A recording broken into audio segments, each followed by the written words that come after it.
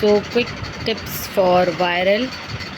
If you are also suffering from viral infection, you can just try a few tips like lukewarm water instead of having the fridge water. Just keep your bottle outside, or have normal water, or just take lukewarm water. Lukewarm water will be more helpful. Steam is going to help, and ginger is also going to help you. So you can make like a kada out of it, like can add ginger and black pepper like 4-5, and add tulsi patta also. You may add giloy also to it, and make a glass of water.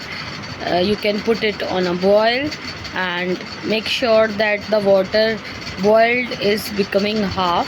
Then you may add the honey and have it.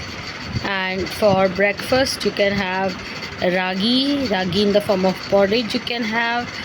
Then in the lunch have moong dal with rice, and in the evening can have poha or milk or egg with some toast. In the dinner you can have simple dal khichdi, it will help.